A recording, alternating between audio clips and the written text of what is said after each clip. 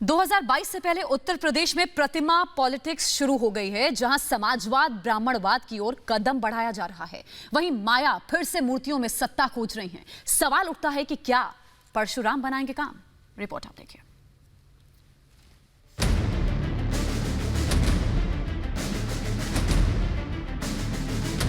एक बार फिर उत्तर प्रदेश में प्रतीकों की सियासत शुरू हो गई है। सब कुछ राममय होता देख विपक्ष को परशुराम याद आ गए। समाजवाद भगवान परशुराम की शरण में पहुंचा तो मायावती कैसे पीछे रहती। सियासी सुविधा के हिसाब से माया को भी परशुराम मिल गए। कभी ब्राह्मण विरोध की सियासत की अगुआ रहे, ब्राह्मण वोट के लिए दो दो हाथ करने लगे हैं। शुरुआत समाजवादी पार्टी की ओर से हुई है। लखनऊ में भगवान परशुराम की भव्य प्रतिमा लगाने का ऐलान किया तो मूर्ति लगाने के लिए मशहूर मायावती ने एक कदम आगे बढ़ते हुए मूर्ति की ऊंचाई बढ़ा दी।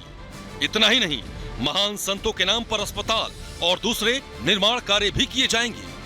कि उत्तर प्रदेश में बीएसपी की सरकार बनने पर उत्तर प्रदेश में इस बार बीएसपी की सरकार बनने पर विशेषकर ब्राह्मण समाज के आस्था एवं स्वाभिमान के खास प्रतीक माने जाने वाले परशुराम तथा अन्य सभी जातियों व धर्मों में जन्मे महान संतों, गुरुओं व महापुरुषों के नाम पर भी बड़ी संख्या में आधुनिक हॉस्पिटल व सभी जरूरी सुविधाओं से युक्त ठहरने के स्थलों का भी निर्माण कराया जाएगा।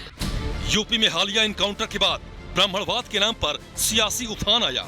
यूपी सरकार पर ब्राह्मणों की उपेक्षा के आरोप लगे तो विपक्ष को मुफीद मौका नजर आया। बिना देरी लोहिया के सियासी वारिसों का समाजवाद ब्राह्मणवाद में बदल गया और परशुराम की प्रतिमा लगाने की तैयारी लखनऊ में शुरू कर दी गई। भगवान परशुराम की 108 फीट की मूर्ति हम लोग लगा रहे हैं भगवान परशुराम चेतना पीठ के तत्वावधान में। हम लोग जब ये बात, मुझे लगता है माननीय पूर्व मुख्यमंत्री जी जो 4 बार मुख्यमंत्री नहीं है उत्तर प्रदेश की, उन तक पहुंची होगी, तो उन्होंने ये जो बात कही कि हम इससे भी भव्य मूर्ति लगाएंगे, इससे भी बड़ी मूर्ति लगाएंगे, लेकिन कब लगाएंगे? जब सरकार बनाएंगे।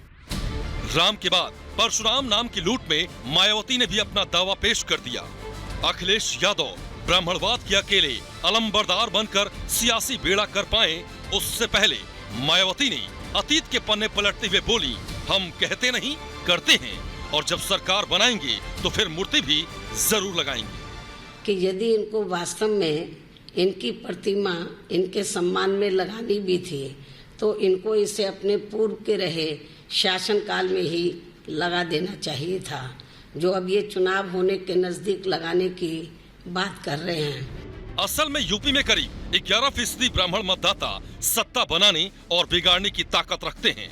ऐसे में यूपी में ब्राह्मणों की नाराजगी का जो माहौल बना है, उसे कैश करने की होड़ एसपी और बीएसपी में मच गई है।